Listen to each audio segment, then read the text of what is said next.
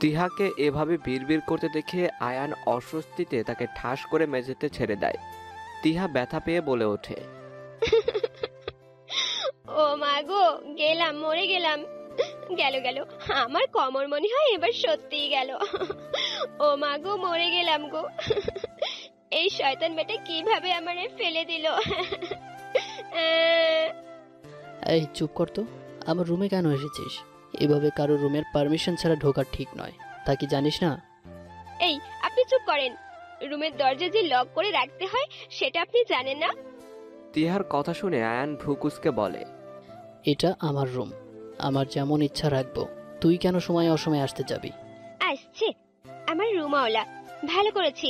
100 বার অনুমতি ছাড়া ঢুকবো, 1000 বার ঢুকবো। এবার আমাকে তুলেন। পারবো না। বলেই ওয়ার্ড্রোবের দিকে এগিয়ে যায় আয়ান। তা দেখে আগে ফুঁসতে ফুঁসতে মেঝে থেকে উঠে দাঁড়ায় তিহা। অতপর আয়ানের দিকে তাকিয়ে বলে, আপনি আসলেই একটা শয়তান লোক। এর মাসুল একদিন আপনাকে দিতেই হবে। এই, আমার রুম থেকে যা এখন। খালি গায়ে একটা ছেলেকে দেখেও দাঁড়িয়ে দাঁড়িয়ে কথা বলতেছিস, তোর লজ্জা নেই? না, নেই। আপনার যদি এতই লজ্জা, তাহলে এইভাবে খালি গায়ে শুধু টাওয়াল পেঁচিয়ে ঘুরে বেড়াচ্ছেন কেন? লজ্জা করে না? আমার রুমে আমি কিভাবে থাকবো না থাকবো তাকে তোকে বলতে হবে? অবশ্যই। আমার তো ভাবতেই অবাক লাগছে, একটা ছেলে কিভাবে এতটা নির্লজ্জ হতে পারে। না হলে এইভাবে কেউ তোয়াল পেঁচিয়ে ঘোরে? ছি ছি ছি ছি। তিহার কথায় বিরক্তির চরম পর্যায়ে চলে যায় আয়ান। তাই তেরে এসে বলে, যাবি নাকি ঠাস করে কানে নিচে দিব একটা? আপনার রুমে থাকতে আমার বইয়েই গেছে। খালামণি ডাকতে পাঠিয়েছিল, তাই ডাকতে আসছি। নাস্তা করতে আসেন। এমন ভাব দেখায় মনে হয়। থাক, আর বললাম না। কথা অর্ধেক রেখে আয়ানকে ভেঙচি কেটে রুম থেকে বেরিয়ে যায় তিহা। তিহা চলে যেতেই স্বস্তির দম ফেলে আয়ান। বিড়বিড় করে বলে, কি সাংঘাতিক মেয়ে রে বাবা! অথচ আমার মেঘভূতি কতটা শান্তশিষ্ট। তাকে দেখলে মনেই হবে না যে এমন একটা দাজ্জাল মেয়ের বোন সে। বাবা, কিছু বলবে? কাল থেকে আমি অফিসে যাব। আমি শাহরিয়ানের কথা শেষ হওয়ার আগেই কেসে ওঠে সাইমান। সাথে সাথে হাতে পানির গ্লাস নিয়ে ছেলের দিকে এগিয়ে দিতে দিতে মাহবুবা বলেন, ধীরে খেতে পারিস না?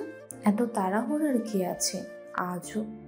না মা, আসলে আজকে সূর্য কোন দিকে উঠছে এটাই ভাবতেছি। সাইমানের কথায় তার দিকে ভ্রুকুসকে তাকিয়ে মাহবুবা বলেন, কি সব বাজে বকছিস? সূর্য কোন দিক দিয়ে উঠছে মানে?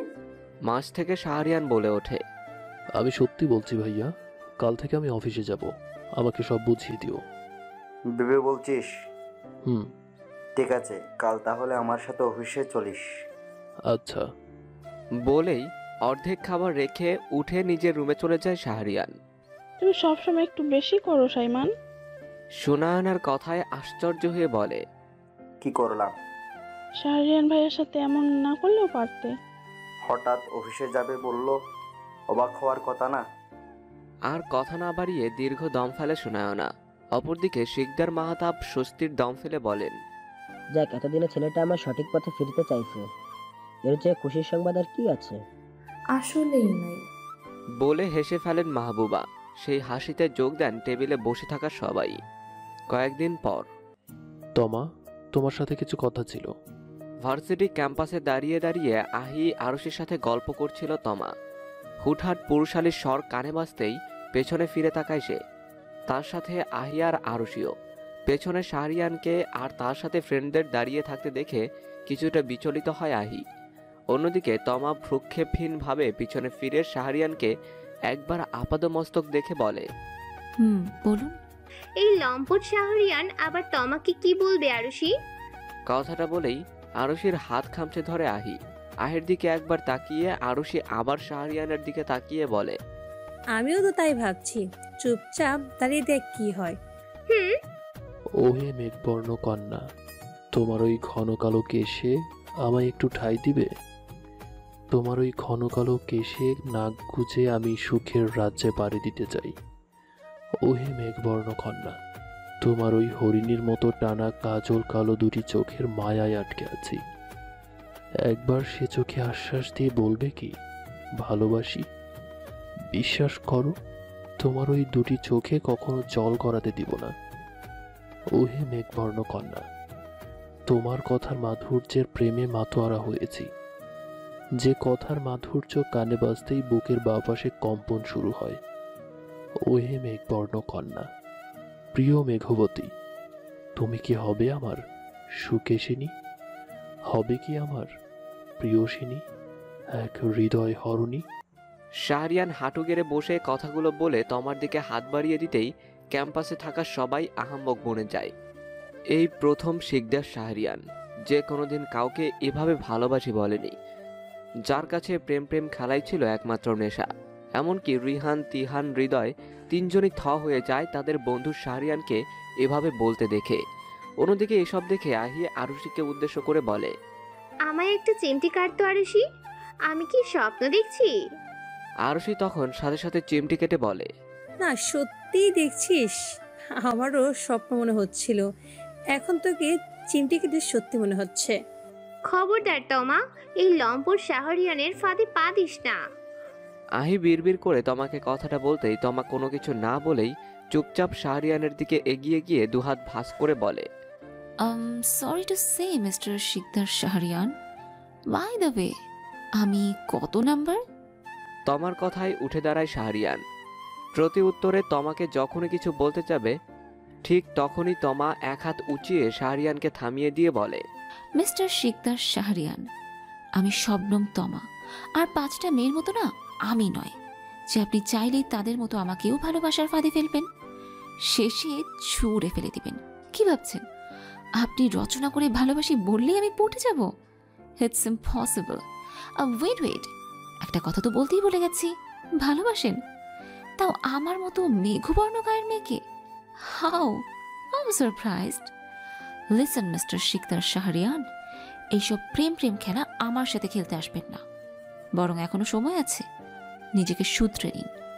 That's better for you. কথাগুলো বলে দীর্ঘ দম ফেলে তমা।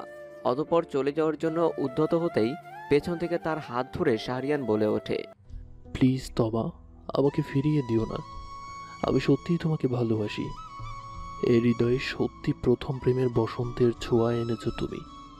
আমি আগে কি করেছি না করেছি কিচ্ছু জানি না, আমি শুধু জানি আমি এখন এক মেঘবর্ণের কন্যার প্রেমে মাতোয়ারা। শাহরিয়ানের কোনো কথায় কর্ণপাত না করে চোখ বুজে দীর্ঘশ্বাস নেয় তমা। অতঃপর পেছনে না ফিরেই শাহরিয়ানের উদ্দেশ্যে বলে, হাত ছাড়ুন। না, ছাড়বো না। হাত ছাড়ুন বলছি। যতক্ষণ না তুমি ভালোবাসি বলছো ততক্ষণ হাত ছাড়বো না। আমি বলছি হাত ছাড়ুন। না, ছাড়। পুরো কথা শেষ করার আগে ঠাস করে গালে চর অনুভব করে শাহরিয়ান। পরক্ষণেই গালে হাত দিয়ে অশ্রু চোখে তমার দিকে তাকায় সে। ক্যাম্পাসের সবাই বাকশূন্য। যে শিকদার শাহরিয়ানের দিকে আজ পর্যন্ত কেউ চোখ তুলে তাকায়নি, আজ তার গালেই চর, সাথে এত বড় অপমান। রক্তিম চোখে শাহরিয়ানের দিকে তাকিয়ে তমা বলে, বলেছিলাম না হাতটা ছেড়ে দিতে, কথা মতো ছেড়ে দিলে আফসোস চরটার গালে পড়তো না। পরক্ষণেই তর্জনী উঁচিয়ে বলে, নেক্সট ডে এমন ভুল করার দুঃসাহসও দেখাবেন না। ডোন্ট ফরগেট, আম শবনম তমা। তারপর আহির উদ্দেশ্যে চল আহি বলেই ক্যাম্পাস ত্যাগ করে তমা। ওয়াও, ঠিক সময় না আসলে তো এত বড় ধামাকা মিস করে ফেলতাম। ভাগ্যিস সঠিক সময়ে এসেছি। শাহরিয়ান, ও সরি, মিস্টার শিকদার শাহরিয়ান। কথাগুলো বলে হাততালি দিতে দিতে দুহাত ভাঁজ করে শাহরিয়ানের সামনে এসে দাঁড়ায় সিন্ধিয়া। এটাই তোর প্রাপ্য ছিল। দেখ কেমন লাগে।